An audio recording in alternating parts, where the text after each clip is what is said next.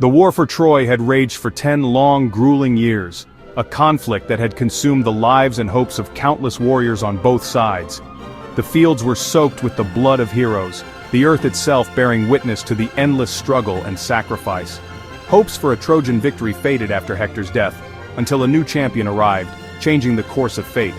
Memnon, the mighty king of Ethiopia and son of the dawn, came to aid his uncle, King Priam, answering the desperate call for help. His arrival brought the Trojans hope. His army was vast, his courage legendary, and his presence alone seemed to breathe new life into the weary defenders. Memnon's mother was Eos, goddess of the dawn, and his father Tithonus, a Trojan prince, his very bloodline a bridge between gods and mortals. He was said to rival Achilles himself, his armor gleaming under the sun, forged by Hephaestus the divine smith, and blessed by the light of his mother. The Trojans welcomed him as a savior, and King Priam embraced him with tears of gratitude, seeing in Memnon the hope of salvation for his city and people. Memnon's first battle was a storm. He cut down Greeks with ferocity, pushing them back to their ships, his sword flashing like the first rays of dawn. The Trojans sang of his valor. He was their new Hector, a bulwark against the Greeks, and his deeds quickly became legend among friend and foe alike. Memnon fought not for glory but for family and Troy, driven by loyalty and the weight of destiny upon his shoulders. He knew Achilles still lived, the greatest of the Greeks, but he did not fear the coming clash.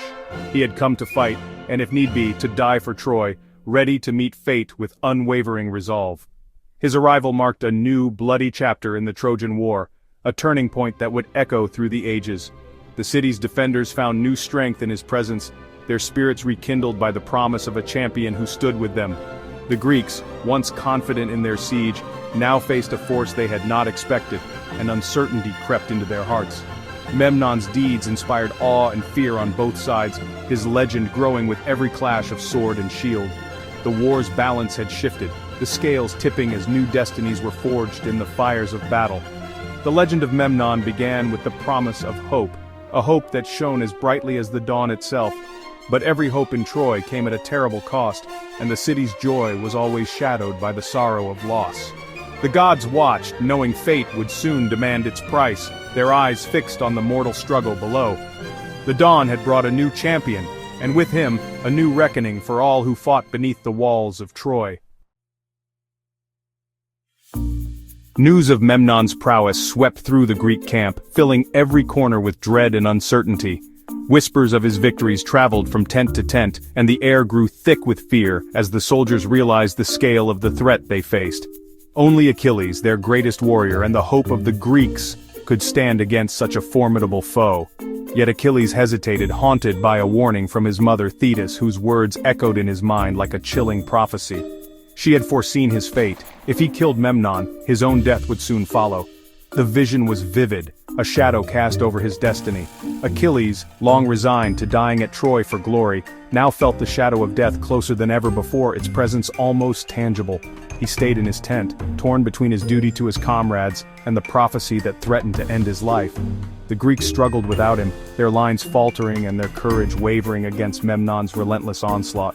Achilles watched from the shadows, burdened by the knowledge that to fight was to accept his own end, his heart heavy with indecision. The other leaders pleaded with him to act, desperate for his strength, but he was paralyzed by the weight of fate and the fear of what was to come. His hesitation was not cowardice, but the crushing awareness of mortality and the cost of heroism. The fate of the Greek army hung in the balance, every man waiting for Achilles to make his choice. Achilles' decision would not only decide the war's outcome but also seal his own fate for all time. The prophecy was a chain around his heart, binding him with fear and love in equal measure. He was caught between love for his comrades, the bonds of brotherhood, and the looming fear of his own doom. The Greeks waited, desperate and anxious, hoping for their champion to rise and lead them once more. Achilles' silence echoed across the camp, a heavy stillness that pressed on every soul. The war itself seemed to pause, breathless, as all awaited his decision. Even the gods watched from above, knowing that destiny, once set in motion, could not be denied or undone. The moment of reckoning drew near, and the world held its breath for Achilles' fateful choice.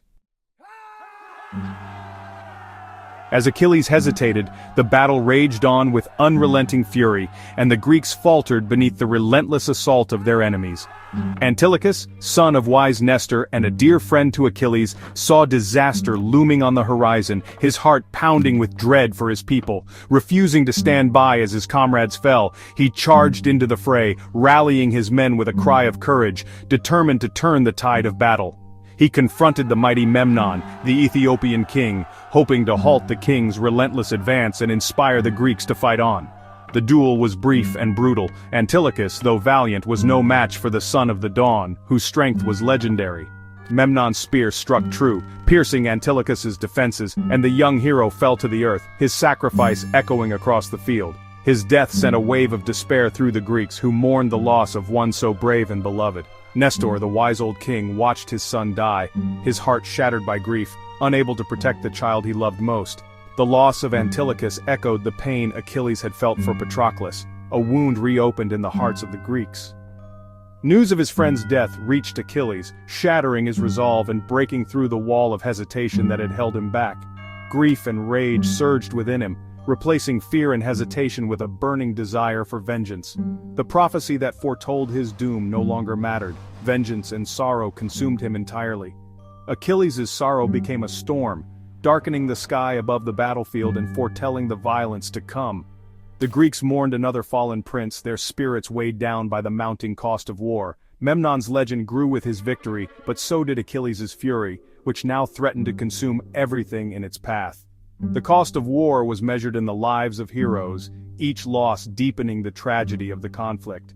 Achilles could no longer remain apart, his destiny now entwined with vengeance and honor. The time for action had come, and the Greeks looked to their greatest champion for hope. The war's deadliest champion was about to return, and the fate of all would soon be decided. Achilles' grief erupted into fury, shaking the Greek camp. He mourned Antilochus with cries that silenced the army. The prophecy of his own death meant nothing now. Vengeance was all that remained. Achilles donned his divine armor, forged by Hephaestus. The grieving friend became the relentless warrior. Thetis, watching from the sea, wept for her doomed son. Achilles' path was set. He would avenge Antilochus, whatever the cost. With a thunderous war cry, he charged from his tent.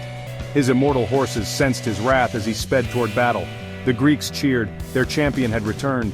The Trojans felt fear as Achilles approached, spear gleaming, face set in rage. The greatest battle of the war was about to begin. The son of Thetis would face the son of Eos. Only one would survive. The gods watched, knowing fate was in motion. Achilles' fury was unstoppable. The battlefield braced for the clash of legends. The final reckoning was at hand. Silence fell as Achilles and Memnon faced each other. All eyes, mortal and divine, watched the two demigods. Achilles, shining in his armor, burned with vengeance. Memnon, proud and resolute, stood ready to defend Troy. Their chariots thundered together, then crashed. They leapt to the ground, swords drawn, and began their deadly dance. Each strike was met with a parry. Their skill was unmatched. The duel was fierce, their movements a blur. Dust and sparks filled the air as they fought. Achilles fought for Antilochus, Memnon for his people. Neither yielded, neither tired. Hours passed, their strength fueled by divine blood and will. The armies watched in awe. This was a battle for the ages. The clash was more than mortal combat. It was legend in the making. The outcome would echo through history. The gods leaned in, awaiting the verdict of fate. The world held its breath. As the heroes battled, their mothers, Thetis and Eos, pleaded with Zeus on Olympus. Zeus, moved by their grief, brought out his golden scales to weigh the fates of Achilles and Memnon. The gods watched as the scales balanced, the destinies of both heroes hanging in the balance. For a moment their worth was equal in the eyes of fate. Then slowly Memnon's side sank toward Hades. Achilles' life, for now, was spared. Eos cried out in despair. Thetis felt only sorrow. The will of the fates was clear. The battle's end was near. Down below the duel raged on, unaware of the gods' decision. Destiny had chosen its victim. The tragedy was set. The gods' decision flowed into the battle. Achilles surged with new strength. Memnon felt the weight of doom. Yet Memnon stood his ground, refusing to flee. Achilles found an opening and drove his spear into Memnon's chest. The Ethiopian king fell, his life fading like morning mist. A hush fell over the battlefield. The Trojans wept for their fallen champion. The Greeks cheered but with somber respect. Even in defeat, Memnon inspired awe. Achilles stood over his foe, feeling only sorrow. Vengeance was hollow. Another great hero had fallen. Achilles saw his own fate reflected in Memnon's death. By killing Memnon, he had sealed his own doom. The victory tasted of ashes. The war's cost was clear. The gods looked on, mourning the loss of greatness. The Dawn's champion was gone. Troy's last hope had fallen. Achilles' time was now short. The legend of Memnon was born in tragedy. Eos, the Dawn, descended in grief as her son fell. She veiled the sky in clouds and daylight dimmed. Gathering Memnon's body, she wept tears that became the morning dew. Each dawn the world would remember her loss. Zeus, moved by her sorrow, granted Memnon immortality and memory. Eos carried her son home to Ethiopia, where she built him a great tomb. The world was changed, mourning now held a touch of sadness. The dew became a daily reminder of war's cost and a mother's grief. Memnon's story was written into the fabric of the world. The gods honored his sacrifice. The dawn would never be the same. The hero's memory endured. Memnon's story did not end with his death. His grieving soldiers were transformed by the gods into birds, the Memnonides. Each year they returned to his tomb, fighting a ritual battle in his honor. Memnon's fall broke the Trojan spirit. Their defeat was now certain. For the Greeks, victory was bittersweet, shadowed by Achilles' fate. Memnon was remembered as a noble, tragic hero, a dutiful son, loyal kinsman, and courageous king. His battle with Achilles became a timeless tale of heroism and sacrifice. The dew and the birds ensured his legacy lived on. He was the champion from the east, the son of the dawn. His flame burned bright and brief on Troy's bloody fields. His legend would never fade.